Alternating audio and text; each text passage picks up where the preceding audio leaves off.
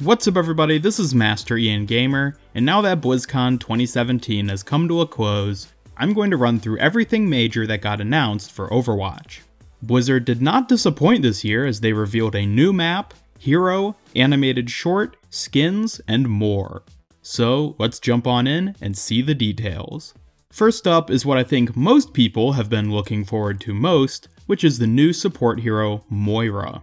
I already made a video going over my first impressions of her, so be sure to check it out if you haven't already. But in short, Moira is the new healer for Overwatch, and has some very interesting abilities. She works off of a balance of dealing damage and healing, kind of like Zenyatta, but her damage dealt directly feeds into her ability to heal, thus giving her a kind of vampiric life-sapping design. She can also throw out orbs that bypass barriers and can either heal teammates or damage enemies. These bounce off of walls, making them seem most ideal for close quarters situations. She also has a Tracer Blink-like fade ability to quickly escape danger, and her ultimate is a powerful long-range beam that both heals and damages allies and enemies respectively. Unfortunately, I wasn't at BlizzCon personally, so I haven't gotten a chance to try her out for myself. But looking at footage from those who have played her, she looks pretty fun. While I can't say I'm a fan of her visual design, I do think she'll be a welcome hero on the Overwatch roster. We've gotten a look at a couple of her default legendary skins, but otherwise have yet to see or hear any of her other emotes, highlight intros, or voice lines. As of right now, Blizzard hasn't said when she'll be released onto the PTR for more of us to try out, but there is a decent chance that it'll be this coming Tuesday, and if not then, I imagine it'll likely be the following week. I'll also quickly mention that we didn't get any significant teasers for her prior to her release, other than her cameo in the Masquerade comic, which, honestly, made her reveal feel kind of lame. I definitely prefer having a decent build-up to new heroes, especially like what we saw with Orisa, but I'll hold off on going too in-depth with my thoughts here for a different video down the line. Next up is the new map, Blizzard World. Again, I recommend you check out my other video as well to see my initial thoughts about it, but this is by far the most unique and absurd Overwatch map we've gotten to date. It features rides and attractions from all of Blizzard's non-Overwatch games, and apparently it is a canon location within the Overwatch universe.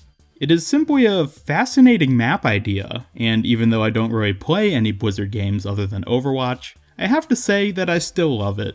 Just like Moira, we currently don't have an exact release date for this map, but they have said that it will be in early 2018. Based off of the map release cycle, and when we saw Oasis get released last year around that time, we can assume that Blizzard World will hit the PTR within the first week or two of this coming January.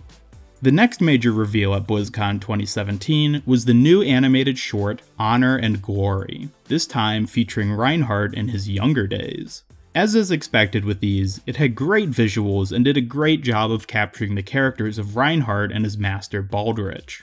I won't spoil how it goes, and I certainly recommend you watch it for yourself if you haven't already. I'll have a link to the video down in the description below. I will note that Honor and Glory, as well as the previous May short Rise and Shine, have both shown stories that we already know. We knew of May's hibernation and abandonment from her online backstory, and the events of Reinhardt's short were already known just through the Eichenwald map and what little we knew about Baldrich. I wouldn't say it's a bad thing to be getting stories like this, but it just seems like with so many other heroes and characters who haven't had their stories told yet, I would be more interested in hearing about some of them. But regardless, I'm certainly not complaining about the ones we do have, and I know that now I'll have to go back and rewatch them all for like the billionth time. Moving on to the next major reveal, we got our first look at a whole new wave of skins for the heroes of Overwatch. As you can see, many of them are directly from Blizzard's other games, such as Warcraft, Diablo, and Starcraft. And we're even going to get some new Overwatch-specific skins, being Reinhardt's Crusader skin from his animated short, and May's Eco Point skin from hers. And aside from these specific skins shown here, Blizzard also mentioned in a tweet that there will be more skins, emotes, and highlight intros for all 26 heroes, and that they will be added to the normal loot box pool. This is exactly what we've been asking for. While event-specific cosmetics are great and all, We've gotten almost no new permanent skins since the game was released, but now it looks like this may be a second wave, so to say, of normal items for all the heroes. I don't think we'll see the number of items in game double with this update, but hopefully there will be a lot of new things for those of us who have already spent either too many hours or too much money on the game. Again, we don't have a specific date for when these items will be added, but they are planned for early 2018, meaning that we may see them coming out at the same time as the Blizzard World map. That will be fitting since the skins are mostly Blizzard inspired as well. In the last part of this video, I'm going to go over some of the other interesting and cool bits that the Overwatch developers talked about during BlizzCon 2017. We got to see a lot of cool, never-before-seen looks at early gameplay footage, even before many models had textures or proper animations. There really isn't a lot to learn here with regards of the future of Overwatch content, but it's always nice to be able to get a glimpse back into the game's early days and see how it got started and compare it to what it's become. There are a couple things shown off during this segment though, which may give us some hints for the future. We got a glimpse at many of the original map and hero concepts and designs. I gotta say, some of these look pretty good, and I certainly wouldn't mind seeing them appear in Overwatch at some point. Of course, there's no guarantee that we'll ever see any of this, so I certainly don't recommend getting your hopes up for it. But hey, we can always dream. And while it's confirmed that they will never be a hero, we did get a couple concept images of the fan favorite Jetpack Cat.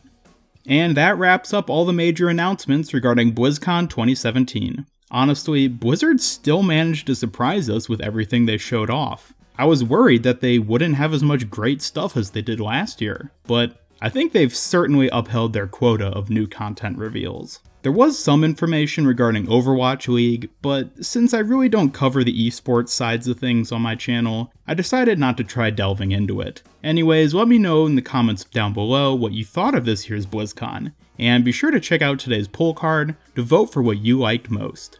Leave a like if you enjoyed this video, and be sure to subscribe, follow me on Twitter, and hit the bell icon to keep up with all my future Overwatch related content. This is Master Ian Gamer, and now that BlizzCon is done, I think I need to take a break from all this hype and excitement. So until next time, have a great day.